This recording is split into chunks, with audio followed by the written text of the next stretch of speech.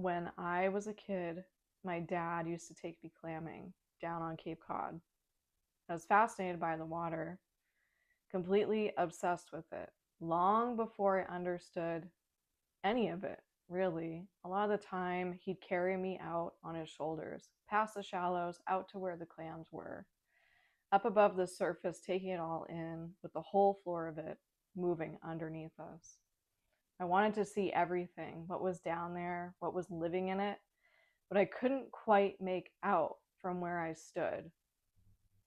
The Boston Aquarium is where that turned into something deeper, standing in front of the glass for as long as they would let me during field trips. A whole world right there, close enough to study. I didn't know it yet, but that was the beginning of something that has followed me for the rest of time.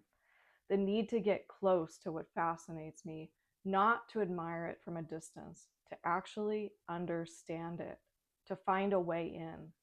The ocean was the first thing that taught me that. Music turned out to be the second. What I actually know and what I don't know. I know the ocean. I spent years working in marine conservation adjacent roles, helping fund and support the research that protects it.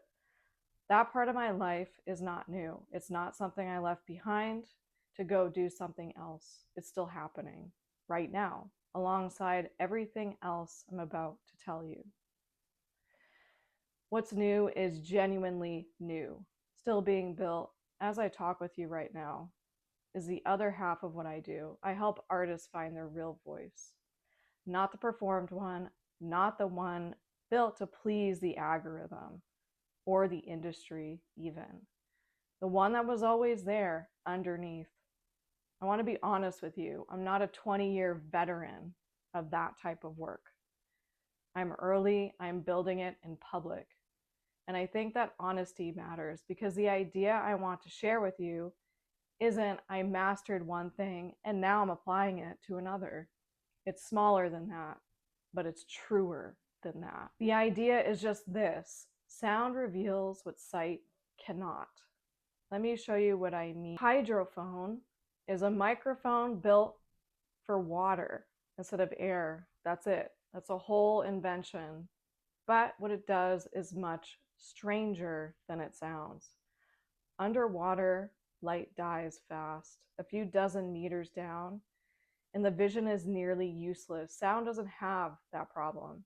It travels farther and faster through water than it does through air, which means a hydrophone can see into places and across distances that a diver, a camera, or a boat full of researchers simply cannot reach. And here's the part that made me want to bring this to you. A healthy coral reef is loud. Snapping shrimp, fish grunting, feeding, calling, the constant layered noise of an ecosystem that is working. And when a reef is dying, bleaching, collapsing, going quiet, the sound dies with it, long before it's visible to the eye. Researchers can use that soundscape almost like a stethoscope. You don't have to see a reef to know if it's alive.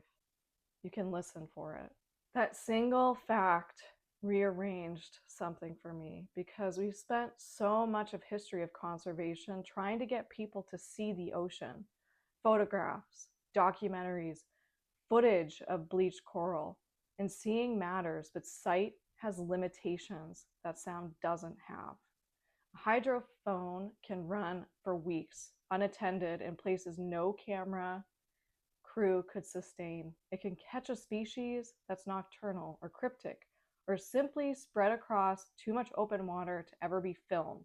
It can track whether human noise, shipping lanes, sonar, construction is quietly harming a place when we're assumed that everything is undisturbed just because it looked fine from the surface. We built an entire relationship with the ocean around looking at it. I think it's time we spent more of it actually listening.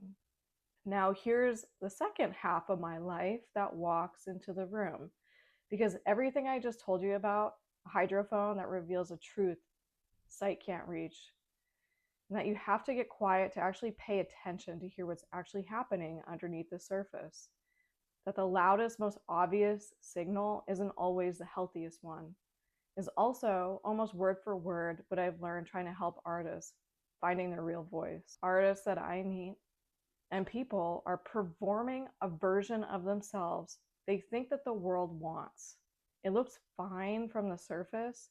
It might even look good, but underneath it, there's a quiet, truer signal, the actual sound they were always making before anyone told them to sound like something else or just as something acceptable. My work with artists is not that different from a hydrophone being dropped into the water that looks calm from above. I'm not creating anything. I'm not manufacturing a voice that wasn't already there. I'm just building a way to get close enough and quiet enough to hear what already exists. That is the whole philosophy behind Puget Sound music. Alignment over attachment. You are the art, not the strategy wrapped around it. Here is what I'm building, and I want to say this plainly because I haven't done it yet. I want to put a hydrophone in the water. I want to record what a reef actually sounds like, healthy, struggling, wherever it is in its journey. And I want to bring those recordings into music, real songs, not a gimmick layered on top, but sound that actually carries something true about a place most people will never get to see or hear for themselves. Because I think there's a chance for these two lives of mine to do something neither one could do alone. Ocean science can tell you a reef is dying. Music can make you feel it the same way a song can make you feel a heartbreak you've never personally had. And if it's built honestly, that feeling might do something a research paper could never do. Make a stranger at 3,000 miles from any ocean actually care. I don't know yet exactly what this becomes. A single, an album, a body of work that lives inside everything else I do. I'm not going to pretend I have the whole shape of it figured out because I don't. But I do know where it starts. And it starts the same way it always has for me, with something too vast and too unknown to touch directly, in a way to finally get close enough to hear it.